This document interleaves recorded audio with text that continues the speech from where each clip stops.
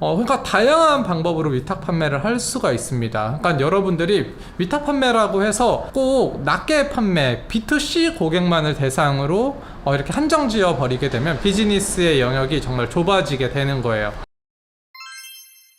안녕하세요 여러분, 식보입니다. 얼마 전에 위탁 판매 관련해서 영상을 하나 올렸어요. 바로 물건을 우리가 어디서 어떻게 받느냐가 정말 중요한 포인트이다, 이런 이야기를 한번 드렸습니다. 그러니까 공급자에서 판매자로 다이렉트로 물건을 받아야 된다라는 그런 이야기였죠. 바로 유통 단계를 줄여야만 나에게 오는 마진이 더 크기 때문인데요. 이제 공급자와 나 사이에 중간에 낀 플랫폼, 뭐 위탁 전문 사이트라든지 수입업자가 하는 사이트라든지 이러한 곳을 거치면 거칠수록 내가 버는 마진은 점점점 줄어듭니다. 그렇다고 해서 그런 사이트나 그런 서비스를 이용하지 말라는 뜻은 아니에요. 내가 지금 당장 현재 시점에서 발품을 팔기도 어렵고 어떻게 소싱해야 되는지도 잘 모르겠고 또 용기도 안 나고 이렇다면은 처음부터 무리해서 그렇게 하기보다는 처음에는 그러한 서비스나 플랫폼을 이용해서 위탁 판매라는 것을 한번 해보시는 것도 저는 추천을 드립니다. 물론 마진은 상대적으로 줄어들고 경쟁사는 수없이 많지만 한번 해볼 수 있다라는 거에 의미를 두자고요. 오늘은 위탁 판매의 종류에 대해서 한번 말을 해보고요. 또 위탁 판매가 단순히 어떤 제품을 사이트에 올려서 낮게 판매하는 것만 있는 것이 아니다, 다른 방법으로도 위탁 판매 사업을 많이 한다,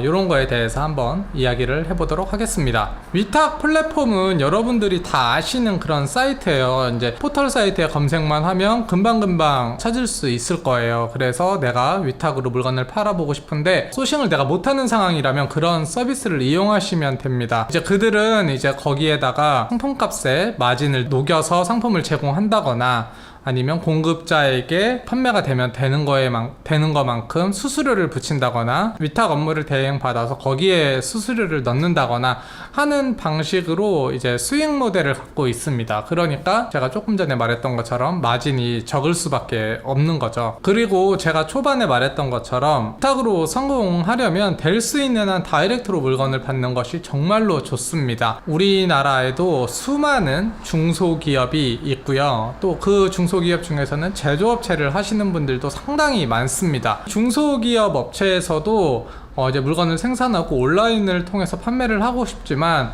온라인에 대해서, 마켓에 대해서 제대로 알지 못하고 또 온라인을 판매하기 위해서 새로운 온라인 팀을 구성하기가 현실적으로 쉽지 않아요. 생각만 하는 그런 공급자들이 상당히 많습니다. 사실 제조업은 온라인 판매보다 더 중점으로 두는 것이 제품 R&D 부분이거든요. 그러니까 제품을 연구 개발해서 양산해내는 거, 그래서 그 퀄리티를 점점점 높이는 거에 더 에너지를 더 많이 쏟고 있기 때문에 상대적으로 온라인 판매에는 신경을 잘 못 쓰고 있습니다. 이러한 생산자를 여러분들이 만나셔야 됩니다. 그래서 그 공급자가 못하는 부분에 대해서 내가 한번 맡아서 해보겠다라고 이제 제안을 해서 서로 윈윈되는 그런 구조를 만드시는 게 가장 베스트입니다. 상품을 다이렉트로 받던지 아니면 탁 사이트로 받던지 어떤 식으로든 받을 수가 있어요. 근데 이제 그렇게 받게 되면은 판매할 수 있는 방법도 두 가지로 이제 좀 나뉘어지는 것 같아요. 첫 번째로는 이제 여러분들이 다 아시는 이제 온라인에다가 유통을 하는 거죠. 그래서 뭐 스토어팜, 소셜 커머스, 그리고 오픈마켓을 통해서 이제 유통을 하는 경우입니다. 그런데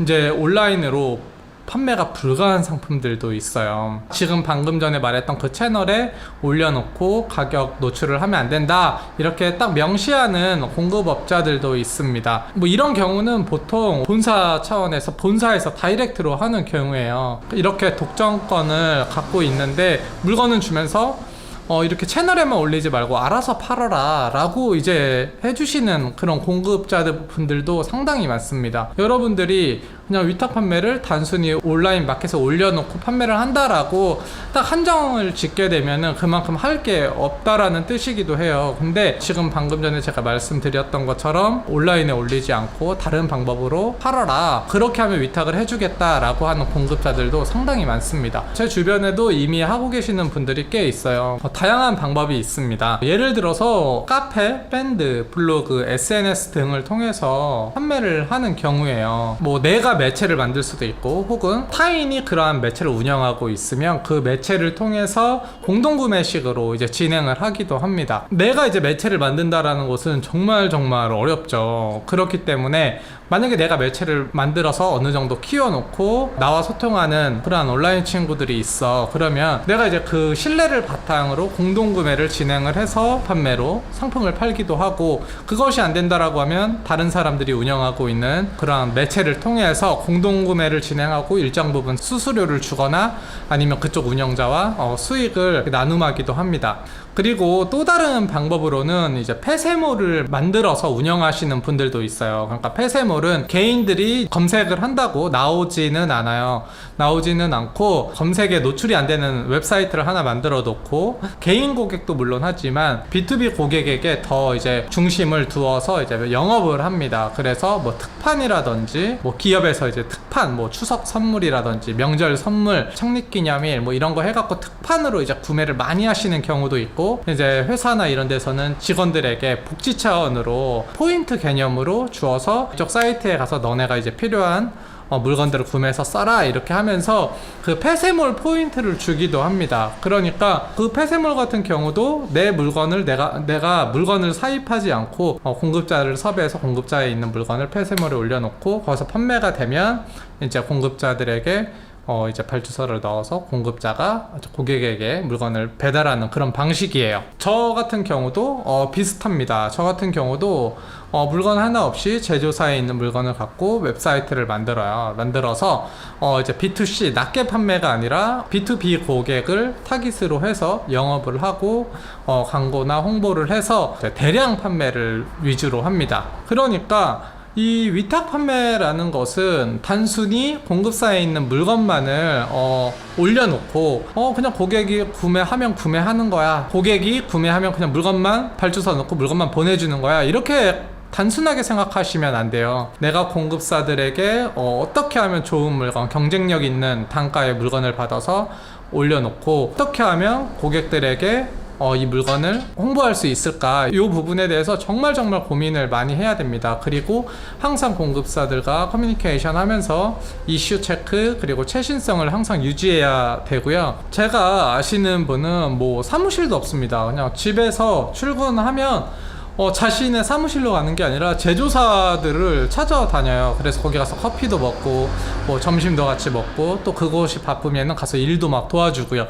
그러면서 공급사에게 정말 경쟁력 있는 제품 그리고 좋은 단가로 물건을 받아서 그걸 또 특판의 형식 그리고 뭐 공동구매의 형식으로 이제 물건을 팔아서 정말 돈을 많이 버는 사장님들도 많이 봤어요. 지금까지 말한 것이 위탁 사업입니다. 그러니까 우리가 위탁 사업이라고 해서 위탁 사이트로 물건을 받아서 낮게 판매만 해야 된다라는 뜻은 아니죠.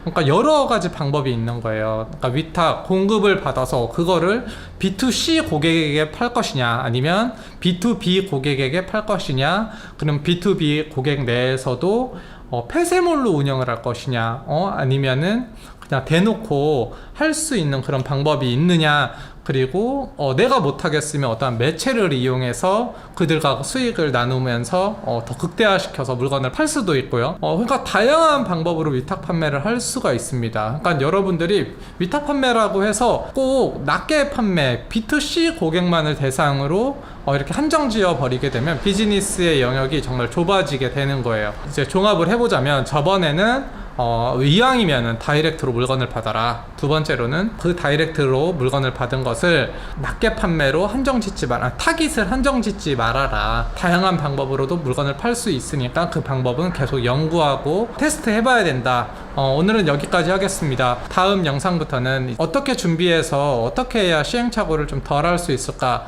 이런 거에 대해서 차근차근히 하나씩 풀어가도록 하겠습니다. 준비를 안 하고 무작정 뛰어들면 무조건 시행착오를 할 수밖에 없어요. 그리고 그 시행착오를 거치는 그 기간 동안 버틸 수 있는 자금이 있다라고 하면 그냥 버티죠. 맨 땅에 헤딩하면서도 버틸 수 있는데, 우리가 갖고 있는 자원은 아주 한정적이기 때문에 계속 시도를 할 수 없죠. 그렇기 때문에 처음 시도를 할 때부터 준비를 제대로 해서 이왕이면은 시행착오를 덜 하면서 가는 게 좋다라고 생각을 합니다. 오늘은 위탁 판매에 대해서 그냥 제가 아는 선에서 이야기를 해드렸습니다. 이 아는 선이라고 한다면 제가 직접 해보고 경험해보고 어떤 거에서 여러분들에게 이야기를 해드리는 거예요. 그냥 단순히 제가 어디서 주워 듣고 내피셜로 여러분들에게 이야기해드리는 것이 아니라 현재도 제가 하고 있고 과거에 경험을 했던 것을 여러분들에게 이야기하는 것도 있기 때문에 어느 정도 믿고 들어주셔도 될 것 같습니다. 오늘도 긴 영상 봐주셔서 감사하고요. 다음에는 더 좋은 컨텐츠로 돌아오도록 하겠습니다.